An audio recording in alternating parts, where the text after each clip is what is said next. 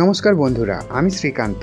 আজ আমি চলে এসেছি কলকাতার সব থেকে বড় এবং সুন্দর মন্দিরে। মন্দিরটি প্রায় 200 একর জমির উপর তৈরি করা হয়েছে। এটি BAPS অর্থাৎ বোচা সন্ন্যাসী শ্রী অক্ষর পুরুষোত্তম স্বামী নারায়ণ সংস্থা দ্বারা পরিচালিত। BAPS অর্থাৎ ব্যাপসোলো এক ধরনের সামাজিক আধ্যাত্মিক হিন্দু বিশ্বাস, যার শেকড় কিন্তু বেদের মধ্যেই রয়েছে। এটি ভগবান শ্রী শ্রী স্বামী নারায়ণ দ্বারা 18 শতকের শেষের দিকে প্রকাশিত হয়েছিল এবং 1960 সালে শাস্ত্রীজি মহারাজ দ্বারা প্রতিষ্ঠিত হয়েছিল।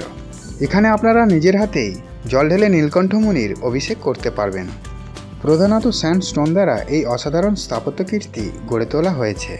মন্দিরের ভিতরে নিস্তব্ধতা এবং আলো আঁধারির পরিবেশ খুবই উপভোগ্য। এই স্বামীনারায়ণ মন্দিরে কিভাবে আসবেন, কখন খোলা থাকে, ভোগ প্রসাদই বা কোথায় পাবেন, সমস্ত কিছু জানাবো এই প্রতিবেদনে। কিন্তু সমস্ত কিছু জানতে হলে ভিডিওটি একটুও স্কিপ না করে সম্পূর্ণ দেখার অনুরোধ রইল।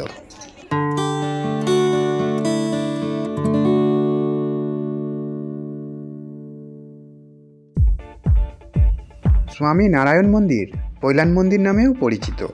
এই মন্দিরে আপনারা বাসে করে, ট্রেনে করে অথবা মেট্রোতে করে চলে আসতে পারেন। এছাড়া নিজস্ব গাড়ি বা বাইকে করেও চলে আসতে পারেন এই মন্দিরে। আপনারা যদি ট্রেনে করে আসেন তাহলে শিয়ালদা স্টেশনের দক্ষিণ শাখা থেকে বজবজ লোকাল ধরে চলে আসুন মাঝেরহাট। মাঝেরহাট স্টেশনে নেমে বাসে বা অটোতে করে চলে আসতে পারেন এই মন্দিরে। বাস ভাড়া পড়বে মাথাপিছু 15 টাকা।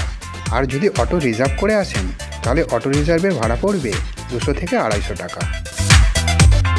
মেট্রোতে করে আসলে আপনাদেরকে আসতে হবে টালিগঞ্জের মহানায়ক উত্তম কুমার মেট্রো স্টেশনে অথবা জোকা মেট্রো স্টেশনে। তারপর একটি বাসে করে চলে আসতে পারেন এই মন্দিরে। আর যদি বাসে করে আসেন তাহলে ধর্মতলা থেকে আমতলা বা ডায়মন্ড হারবারগামী যে কোনো বাসে করে চলে আসতে পারেন স্বামী নারায়ণ মন্দির বা পৈলান মন্দিরে। এছাড়া হাওড়া থেকে 12C C37 এবং সল্টলেক শিয়ালদা খিদিরপুর বেহালা থেকে 235 নম্বর বাসে করে চলে আসতে পারেন স্বামী নারায়ণ মন্দিরে। আবার রায়চক থেকে 210 নম্বর বাস, বাবুঘাট বা ফলতা থেকে 83 নম্বর বাস, আনন্দপুর রুবি থেকে SD 76, মুকুন্দপুর থেকে SD 16 এবং সোনারপুর বা গড়িয়া থেকে SD 5 নম্বর বাসে করে চলে আসতে পারেন এই মন্দিরে।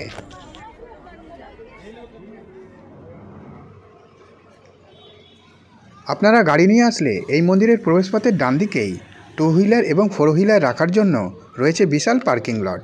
এখানে 2 হুইলারের পার্কিং চার্জ 20 টাকা এবং 4 হুইলারের পার্কিং চার্জ 50 টাকা।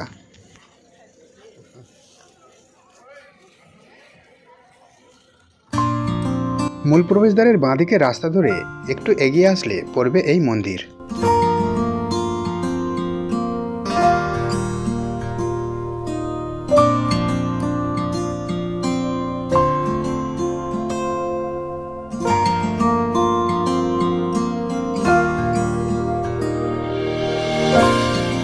মন্দির প্রাঙ্গণে প্রবেশ করতেই প্রথমে চোখে পড়বে একজোড়া সুন্দর চরণ পাদুকা।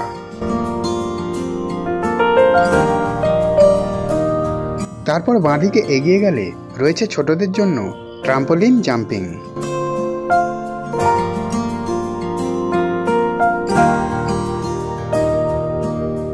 এছাড়াও ছোটদের জন্য রয়েছে বেশ কিছু অ্যাক্টিভিটিস। মন্দির প্রাঙ্গণে প্রবেশ করা মাত্রই মন্দিরের নিপুণ কারুকার্যময় শৈলী দেখে আপনাদের মনে হতেই পারে রাজস্থান বা দক্ষিণ ভারতের কোনো এক মন্দিরে প্রবেশ করেছেন। এই মন্দিরটি কিন্তু কোনো ইটবালি সিমেন্ট দিয়ে তৈরি হয়নি।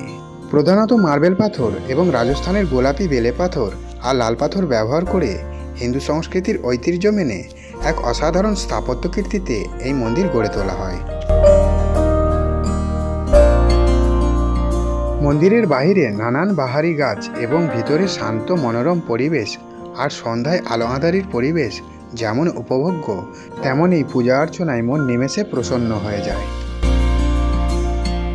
কথিত আছে ভগবান স্বামী নারায়ণ নীলকান্ত বর্ণীরূপে বঙ্গোপসাগরের সাগরদ্বীপে হিন্দুদের তীর্থভূমি কপিলমুনি আশ্রম দর্শনের জন্য এই স্থান অতিক্রম করে যান। আর তার অনুসরণেই তার অনুগামীরা এখানে এই মন্দিরটি প্রতিষ্ঠিত করেন। 2014 সালে আনুষ্ঠানিক পূজা অর্চনার মধ্য দিয়ে এই মন্দিরটি সর্বসাধারণের জন্য উন্মুক্ত করে দেওয়া হয়।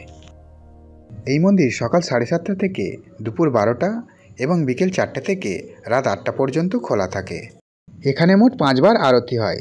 সকাল 6টায় মঙ্গলা আরতি, সকাল 7:30টায় শৃঙ্গার আরতি, 11টা 15 রাজভোগ আরতি, সন্ধে 6টা 45-এ সন্ধ্যা আরতি এবং রাত 8টায় শয়ন আরতি।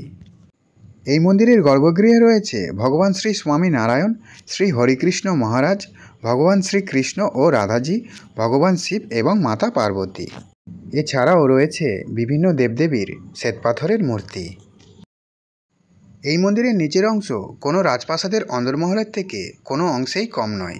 সমগ্র জায়গাটি কাঁচ, সাদা মার্বেল পাথর আর আলো দিয়ে সুন্দরভাবে সাজানো হয়েছে।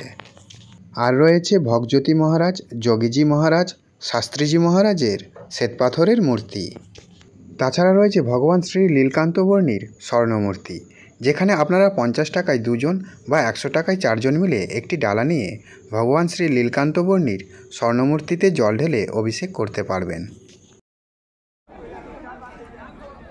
স্বামী নারায়ণ মন্দির একটি সামাজিক, আধ্যাত্মিক ও সাংস্কৃতিক সংগঠন। বর্তমানে দিল্লি, তেলেঙ্গানা, পশ্চিমবঙ্গ, কর্ণাটক, গুজরাট, মহারাষ্ট্র সহ প্রায় সারা ভারতবর্ষ জুড়ে স্বামী নারায়ণ মন্দির রয়েছে।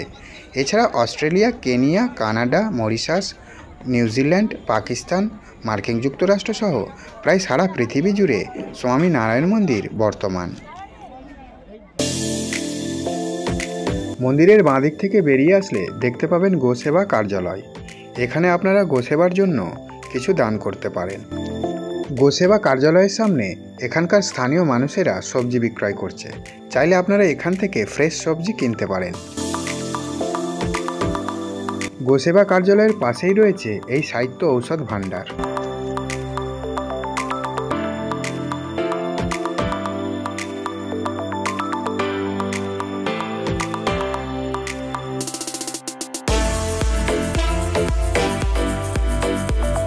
এখানে আপনারা বাংলা সাহিত্য থেকে শুরু করে food product, health care product, t-shirt, gift item এরকম বিভিন্ন প্রকার জিনিস পেয়ে যাবেন।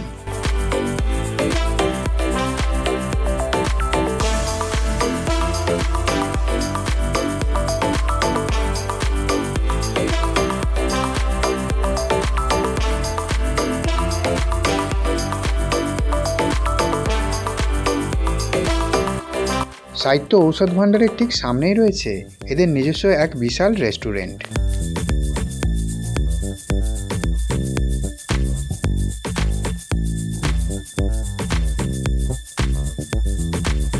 এখানে কিন্তু আপনারা কোনো ননভেজ জলখাবার পাবেন না।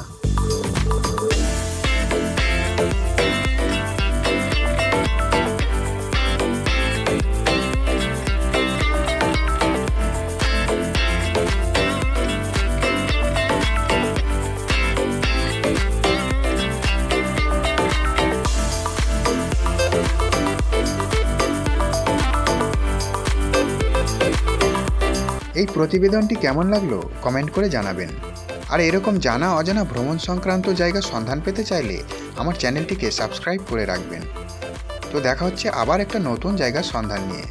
আপনারা ভালো থাকুন, সুস্থ থাকুন। ধন্যবাদ।